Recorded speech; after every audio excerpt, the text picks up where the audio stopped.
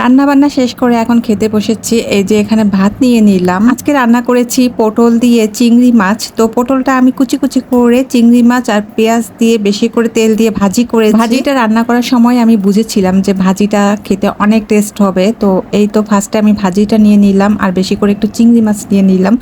আর এই তো খেয়ে দেখতেছি ভাজিটা এত মজা হয়েছে, মনে হচ্ছে এই ভাজি দিয়েই এক প্লেট ভাত খাওয়া যাবে, আর কোনো তরকারি লাগবে না। আপনারা এইরকম পটল চিংড়ি দিয়ে ভাজি করে দেখবেন, বেশি করে পেঁয়াজ তেল দিয়ে, তাহলে ভাজিটা এত বেশি মজা হয় খেতে।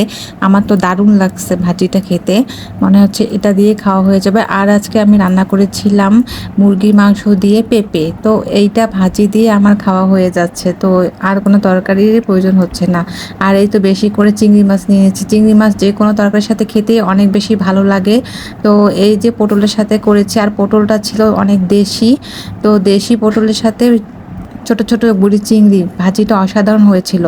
তারপর এই তো এখানে পেঁপে দিয়ে মুরগির ঝোল করেছিলাম প্রেশার কুকারে।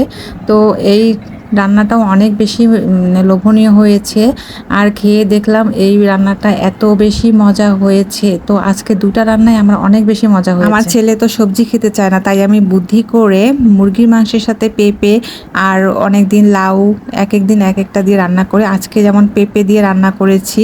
আর আজকে মাংসের তরকারিটা অনেক বেশি মজা হয়েছে। বিশেষ করে হচ্ছে যদি টাটকা বাটা মশলা দিয়ে রান্না করা হয়, তাহলে সেই তরকারির স্বাদ অনেক গুণে বেড়ে যায়।